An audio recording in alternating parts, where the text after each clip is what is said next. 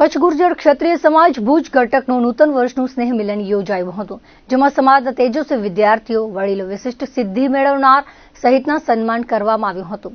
કચ્છ ગુર્જર ક્ષત્રિય કેળવણી મંડળ સંચાલિત વિદ્યાર્થી ભવન રાવલવાડી રિલોકેશન સાઇટ મધ્યે પ્રમુખ દેવેન્દ્ર પરમારના અધ્યક્ષ સ્થાને યોજાયું હતું. સ્નેહ મિલનમાં સરસ્વતી સન્માન, વરિષ્ઠ વડીલનું સન્માન, વિશિષ્ટ સિદ્ધિ મેળવનાર યુવા તથા મહિલા મંડળના બાળકો દ્વારા મનોરંજનના કાર્યક્રમો, ક્વિઝ સ્પર્ધા અને ઇનામો, મહિલા મંડળ દ્વારા ઇનામી ડ્રો, ડોક્ટર, સીએ, એડવોકેટ સન્માન તથા સાંસ્કૃતિક કાર્યક્રમનું આયોજન કરવામાં આવ્યું હતું. કાર્યક્રમના અતિથિ તરીકે રાષ્ટ્રીય મહાસભાના હોદ્દેદારો હાજર રહ્યા હતા.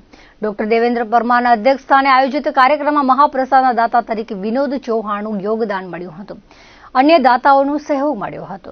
અમારો વાર્ષિક સ્નેહ મિલન થાય છે અને એની સાથેના ઘણા બધા કાર્યક્રમોનું અમે આજે આયોજન કર્યું છે. આની અંદર અમારા રાષ્ટ્રીય મહાસભાના પ્રમુખ અને આપણા કચ્છ નહીં પણ ભારત વર્ષના જાણીતા દાતા સમાજ રત્ન શ્રી વિનોદભાઈ પુરુષોત્તમભાઈ સોલંકીજી પણ પધાર્યા છે. બીજા અમારા મહેમાનો પણ પધાર્યા છે.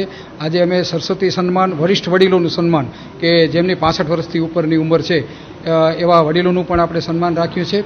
અને વર્ષમાં જ્યારે અમે આમ તો અવારનવાર એકઠા થતા હોઈએ છીએ, પણ દિવાળી પછી સૌ પ્રથમ વખત અમે મળીએ ત્યારે એકબીજાને શુભેચ્છા પાઠવીએ અને સાથે સાથે સમાજ સેવાના નવા અમે સંકલ્પો પણ લઈએ. અમુક પ્રોજેક્ટ બનાવીએ કે આખા વર્ષની અંદર આપણે શું કામ કરવાનું છે, કઈ રીતે આપણે સમાજને મદદરૂપ બની શકીએ, એ બધું આયોજન અમે કરીએ છીએ. ભુજ ઘટકનું વાર્ષિક સ્નેહ મિલનનો પ્રસંગ છે, જે બાબતમાં સવારે અમારા પૂરા કચ્છમાંથી આવેલ મહેમાનો અને ભુજના અમારા ઘટકના મહેમાનોને અમે અત્યારે આવકાર્યા છે.